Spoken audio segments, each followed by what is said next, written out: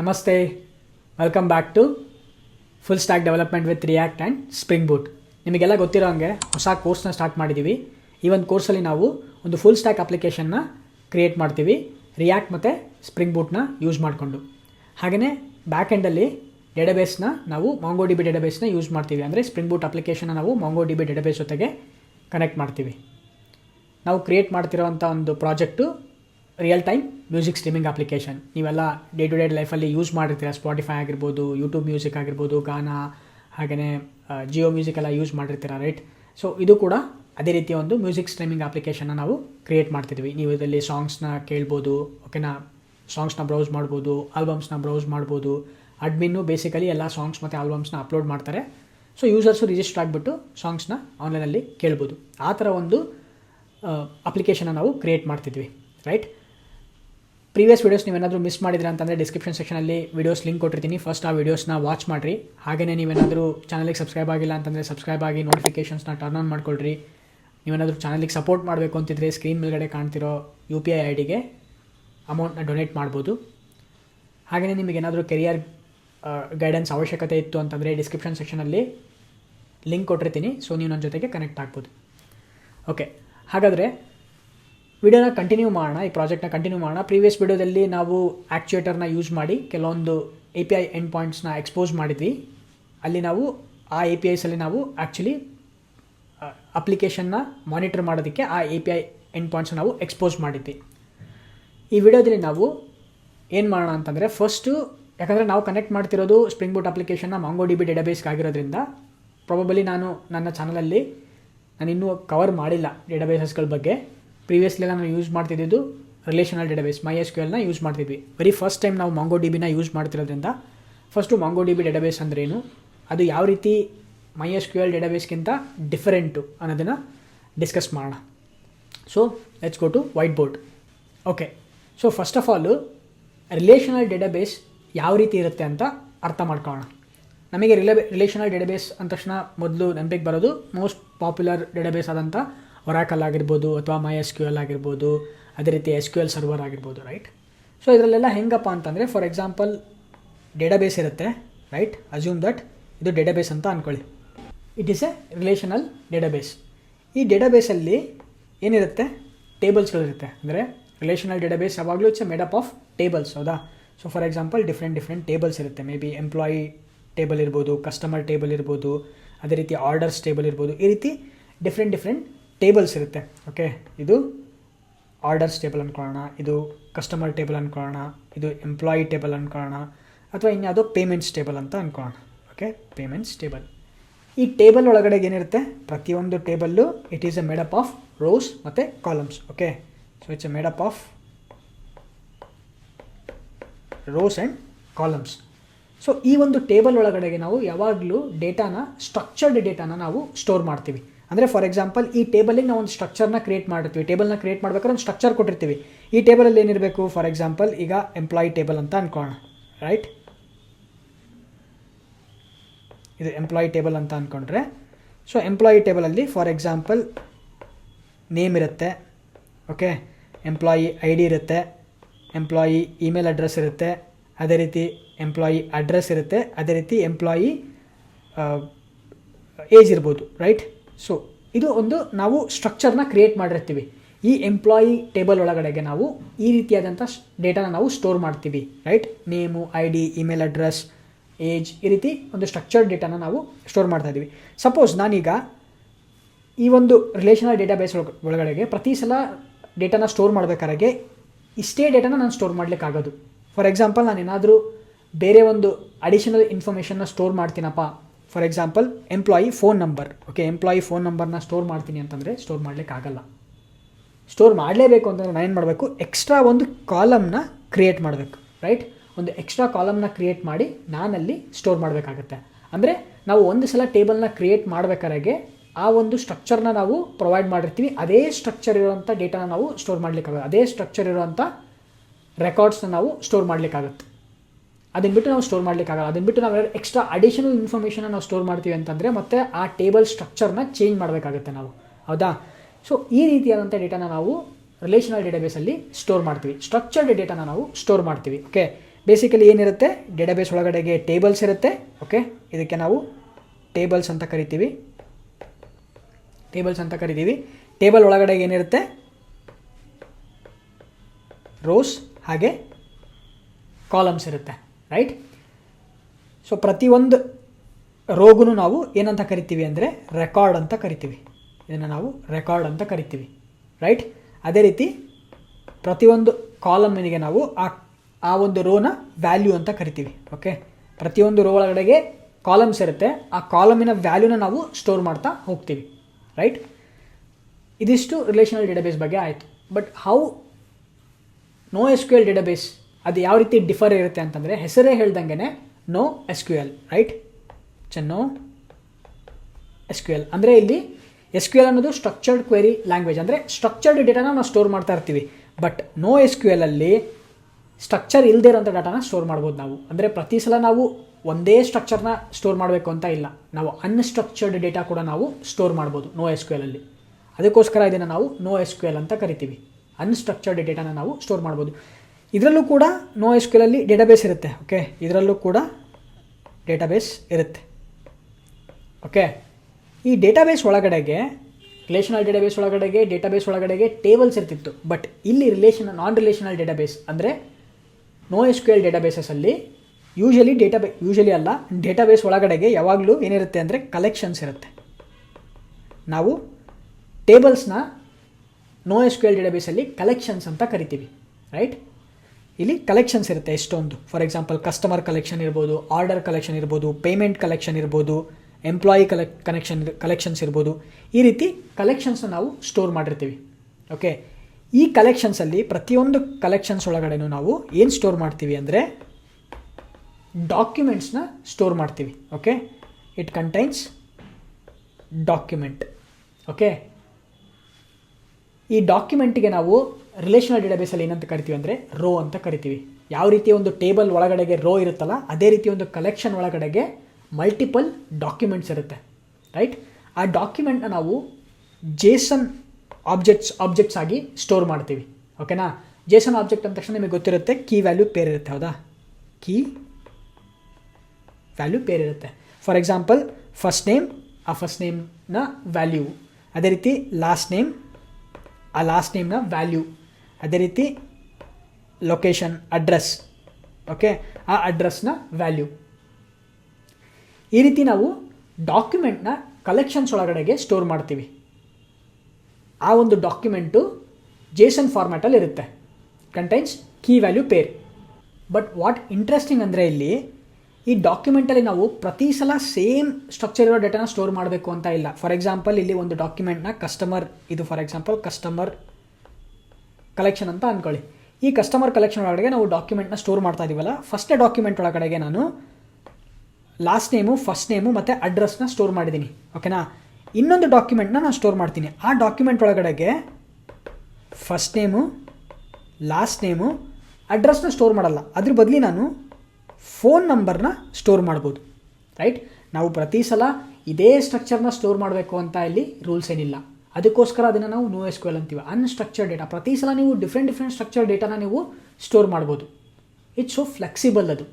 So ಈ ಒಂದು ರೀಸನಿಗೋಸ್ಕರನೇ ನಾವು ಯಾವಾಗಲಾದರೂ ನೀವು ಒಂದು ರಿಕ್ವೈರ್ಮೆಂಟ್ ಯಾವ ರೀತಿ ಇರುತ್ತಪ್ಪ ಅಂತಂದರೆ, ಎಷ್ಟೊಂದು ಸಲ ನೀವು ಡೇಟಾಬೇಸಲ್ಲಿ ಅನ್ಸ್ಟ್ರಕ್ಚರ್ಡ್ ಡೇಟಾನ ನೀವು ಸ್ಟೋರ್ ಮಾಡ್ತಾ ಇರ್ತೀರಾ ಅಂತಂದರೆ, ಆ ಅನ್ಸ್ಟ್ರಕ್ಚರ್ಡ್ ಡೇಟಾನ ನೀವು ಏನಾದರೂ ಅಪ್ಲಿಕೇಶನಿಂದ ನೀವು ರಿಟ್ರೀವ್ ಮಾಡಿ ಸ್ಟೋರ್ ಮಾಡ್ತಿದ್ದೀರಾ ಅಂತಂದರೆ, ಆ ಟೈಮಲ್ಲಿ ನಾವು ನೋ ಎಸ್ ಕ್ಯೂ ಎಲ್ ಡೇಟಾಬೇಸ್ನ ಈಸಿಯಾಗಿ ಯೂಸ್ ಮಾಡ್ಬೋದು. ಆ ಒಂದು ಪ್ಲೇಸಲ್ಲಿ ಇದು ಬೆಸ್ಟ್ ಆಪ್ಷನ್.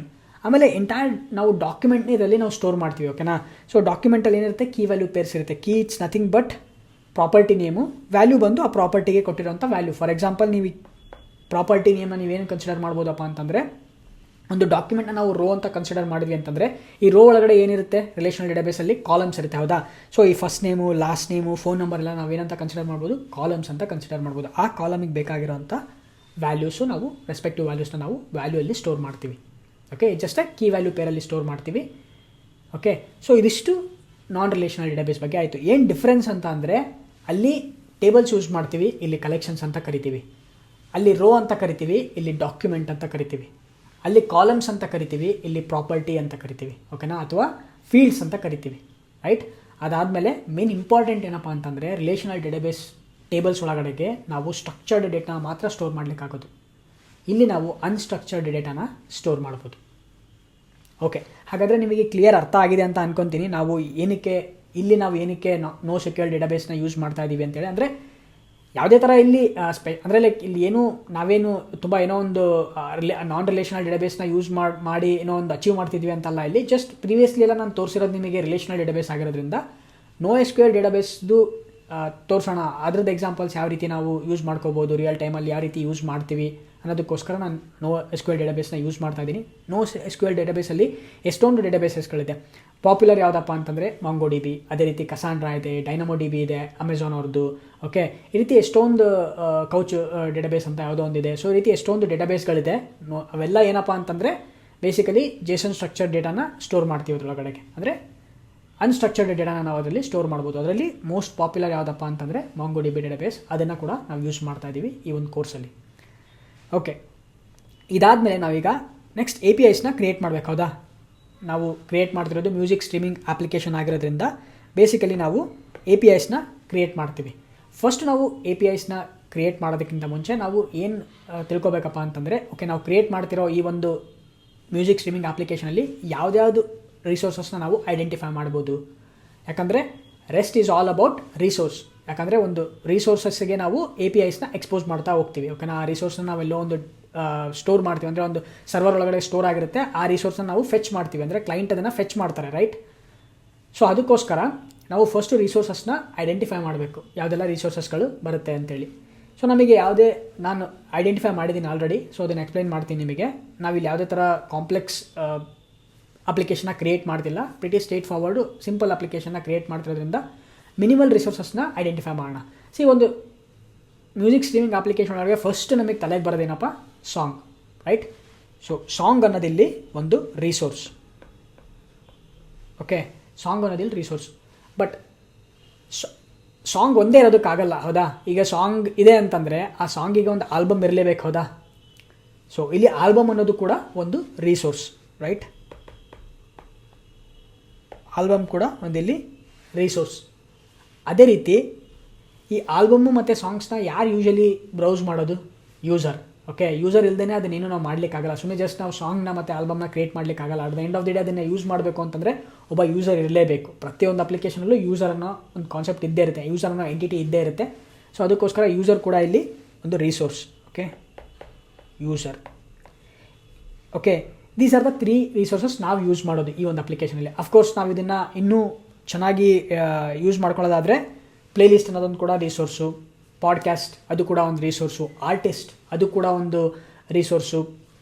ಈ ರೀತಿ ನಾವು ಬೇರೆ ಬೇರೆ ರಿಸೋರ್ಸಸ್ನ ಕೂಡ ಐಡೆಂಟಿಫೈ ಮಾಡ್ಬೋದು. ಬಟ್ ಅಷ್ಟೊಂದು ಕಾಂಪ್ಲಿಕೇಟೆಡ್ ಮಾಡ್ಕೊಳ್ಳೋದು ಬೇಡ. ಅಪ್ಲಿಕೇಶನ್ನ ನಾವು ಜಸ್ಟ್ 3 ರಿಸೋರ್ಸಸ್ನ ಐಡೆಂಟಿಫೈ ಮಾಡಿದ್ದೀನಿ ನಾನು: ಸಾಂಗ್, ಆಲ್ಬಮ್, ಯೂಸರ್, ರೈಟ್? ಈಗ ನಾವು ಸಾಂಗಲ್ಲಿ ಯಾವುದೆಲ್ಲ ಇನ್ಫಾರ್ಮೇಷನ್ನ ನಾವು ಸ್ಟೋರ್ ಮಾಡ್ತೀವಿ, ಯಾವುದೆಲ್ಲ ಇನ್ಫಾರ್ಮೇಷನ್ನ ನಾವು ಸ್ಟೋರ್ ಮಾಡ್ಬೋದು ಡೇಟಾಬೇಸಲ್ಲಿ, ಅದನ್ನು ಐಡೆಂಟಿಫೈ ಮಾಡಬೇಕಾಗತ್ತೆ. ಅಫ್ಕೋರ್ಸ್ ನಾವು ಸಾಂಗ್ ಅಂತ ಬಂದ ತಕ್ಷಣ ನಮಗೆ ನೆನಪಾಗೋದು ಫಸ್ಟು ಸಾಂಗ್ ನೇಮ್, ಹೌದಾ? ಸಾಂಗ್ನ ನೇಮ್ನ ನಾವು ಸ್ಟೋರ್ ಮಾಡ್ತೀವಿ. ಅದೇ ರೀತಿ ಪ್ರತಿಯೊಂದು ಸಾಂಗಿಗೂ ಒಂದು ಯೂನಿಕ್ ಐಡಿ ಇದ್ದೇ ಇರುತ್ತೆ, ಹೌದಾ? ಸೊ ನಾವು ಯೂನಿಕ್ ಐಡೆಂಟಿಫೈರ್ನ ನಾವು ಡೇಟಾಬೇಸಲ್ಲಿ ಸ್ಟೋರ್ ಮಾಡಲೇಬೇಕು, ಓಕೆನಾ? ಇಲ್ಲ ಅಂತಂದರೆ ನಮಗೆ ಸಾಂಗ್ನ ಐಡೆಂಟಿಫೈ ಮಾಡಲಿಕ್ಕೆ ಆಗಲ್ಲ, ರೈಟ್? ಸೊ ಅದಕ್ಕೋಸ್ಕರ ನಮಗೆ ಆಬ್ವಿಯಸ್ಲಿ ಐಡಿ ಕೂಡ ಬೇಕು ನಮಗೆ. ನೆಕ್ಸ್ಟ್ ಅದಾದಮೇಲೆ ಈಗ ಒಂದು ಸಾಂಗ್ ಇದೆ ಅಂತಂದರೆ ಅದು ಯಾವುದೋ ಒಂದು ಆಲ್ಬಮ್ಮಿಗೆ ಅಸೋಸಿಯೇಟ್ ಆಗಿರಲೇಬೇಕು, ಹೌದಾ? So album name. ಓಕೆ,